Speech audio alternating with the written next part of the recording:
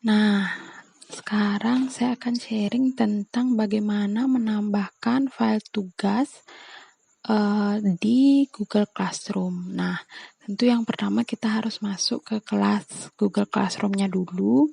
Misalkan seperti ini, kode kelasnya adalah KPI 1, kita masuk dulu ke kelas KPI 1, kemudian kita cari classwork atau tugas kelas kalau bahasa Indonesianya. Ini tampilannya dalam bahasa Inggris ya. Kemudian kita cari tugas yang diberikan. Kita view. Kemudian kalau di komputer itu sudah langsung terlihat di sini di sebelah kanan ini untuk menambahkan tugasnya. Tapi kalau di HP itu ada di bagian bawah. Kita tinggal klik untuk melihat tugas dan kita tambahkan filenya. Kalau di Indonesia lampirkan filenya. Nah, kalau di sini tinggal kita klik tanda panahnya saja. Nah, kemudian di sini kita bisa membuat ini untuk kita membuat tugas yang ingin kita kerjakan atau kita akan menambahkan filenya. Misalkan kita mau menambahkan file dari Google Drive atau kita menambahkan link atau kita menambahkan file langsung. Nah, misalkan di Google Drive, maka akan diarahkan menuju Google Drive. Misalkan di Google Drive saya itu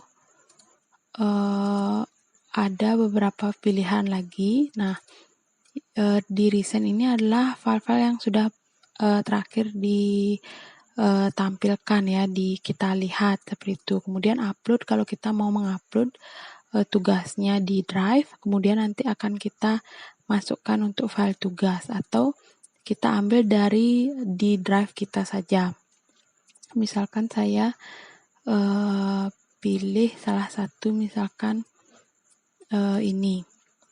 Nah, ini kita tinggal select atau pilih, baru kita insert. Maka tugasnya akan loading, jadi akan diupload di sini. Kemudian kita bisa langsung klik turn in, jadi kita akan menyerahkan tugas ini. Nah, ketika kita sudah klik turn in, maka file tugas akan terkirim. Seperti itu. Jadi pengajar atau guru sudah bisa melihat tugas kita. Jadi tugasnya ini sudah masuk di akun gurunya dan guru bisa mengecek, melihat dan memberikan penilaian. Namun ketika kita sudah mengupload tapi kita belum klik turn in atau serahkan, maka file tugas kita belum akan terupload. Jadi tidak akan ada di akun guru atau pengajar. Nah, itu kalau misalkan tadi pakai Drive ya. Saya contohkan lagi, misalkan kita kalau pakai link tinggal insertin linknya ini ya. Insertin linknya, misalkan linknya ada di Google Drive, nah langsung di copy paste di sini. Kemudian kalau misalkan menggunakan file, maka dia akan menuju juga sama seperti yang tadi. Tapi kalau file biasanya kita akan mengambil dari komputer atau dari HP. Kalau misalkan nyimpernya di HP, kita klik browse, kita cari file tugasnya atau bisa kita drag saja file yang ada di komputer, kita bawa ke sini.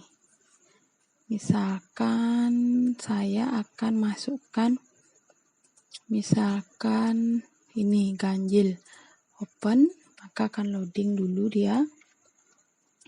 Loading sama seperti tadi, baru kita serahkan atau turn in tugasnya. Ya, ini tinggal diklik saja, maka akan terkirim. Oke, saya coba klik. Nah, ada pertanyaan, apakah kamu yakin untuk mengirimkan file tugasnya? Cancel atau turn in? Turn in, serahkan saja tugasnya. Nah, maka tugas sudah terkirim. Jadi di akun pengajar atau guru, tugas akan masuk di sana. Namun kita juga bisa unsubmit, jadi kita cancel penyerahan tugasnya. Seperti itu kira-kira. Nah, sangat mudah sekali. Nah, namun beberapa kendala yang pernah saya temui juga, ada beberapa akun itu yang tidak bisa langsung menambahkan file. Jadi filenya itu harus diupload dulu di Google Drive, baru nanti diambil di saat tambahkan file itu pilihnya Google Drive dan dicari filenya seperti itu. Jadi nanti kalau misalkan ada yang tidak bisa langsung menambahkan file yang ada di HP, misalkan coba di-upload dulu ke Google Drive, nanti di sini baru dipilih tambahkan file di Drive. Jadi tidak pilih file tadi, tapi pilihnya Drive. Baru dicari file yang ada di Google Drive-nya, seperti itu. Nah, kalau adik-adik juga sudah punya email, akun email, otomatis adik-adik juga akan sudah punya akun Google Drive, karena itu jadi satu ya. Jadi kalau yang tidak punya flash disk, misalkan adik-adik bisa manfaatkan akun Google Drive-nya untuk menyimpan file baik itu tugas ataupun latihan, sehingga ketika mengirim tugas adik-adik bisa mengambil langsung filenya di Google Drive-nya. Nah, karena Google Drive juga bersifat online, nah maka bisa diakses dimanapun ketika adik-adik terhubung dengan internet.